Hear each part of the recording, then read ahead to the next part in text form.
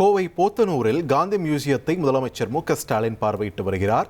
இது தொடர்பான கூடுதல் தகவல்களை வழங்க இணைகிறார் எமது செய்தியாளர் கார்த்திக். கார்த்திக், வணக்கம். இந்த காந்தி மியூசியத்தின் சிறப்பம்சங்கள் என்னென்ன, முதல்வரோடு அங்கு யார் யாரெல்லாம் இருக்கிறார்கள், விரிவான தகவல்கள் பதிவு பண்ணுங்க. வணக்கம். கோவை மாவட்டம் போத்தனூர் அருகே காந்தி மியூசியத்தை தமிழ்நாடு முதலமைச்சர் மு.க.ஸ்டாலின் தற்போது பார்வையிட்டு வருகிறார். கடந்த 1934ஆம் ஆண்டு பிப்ரவரி மாதம் தீண்டாமை ஒழிப்பு மற்றும் ஹரிஜன நல பணிகளுக்காக கோவை வந்த காந்தியடிகள் இங்குதான் தங்கியிருந்து அந்த பணிகளை மேற்கொண்டிருந்தார். இந்த சூழல்ல 1934ஆம் ஆண்டிலிருந்து முறையாக இந்த காந்தி மியூசியம், அதாவது நினைவகம் பராமரிக்கப்பட்டு வருகிறது.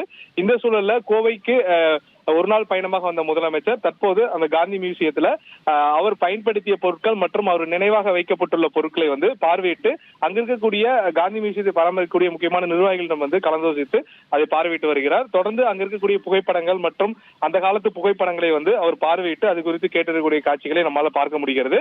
தொடர்ந்து இன்றைய தினம் பல்வேறு நிகழ்வுகளுக்காக அவர் வந்திருந்தவர்.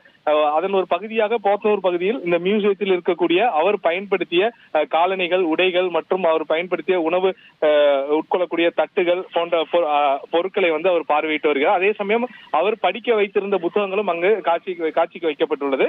அதையும் அவர் பார்வையிட்டு அங்க இருக்கக்கூடிய இது முறையாக எப்படி பராமரித்து வருகிறீர்கள் மற்றும் இது அமைந்துள்ள பொருட்கள் குறித்தும் அவர் கேட்டு வருவது மிக முக்கியமாக பார்க்கப்பட்டு வருகிறது.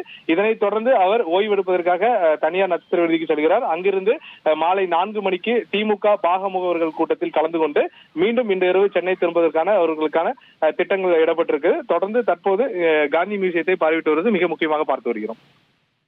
நன்றி கார்த்திக், உங்கள் விரிவான தகவல்களுக்கு. உங்கள் தந்தி1 தொலைக்காட்சியில் காதலும் கலகலப்பும் நிறைந்த ஒரு புத்தம் புதிய ஃபேண்டசி தொடர் ராஜா ராணி தினமும் இரவு 8 மணிக்கு.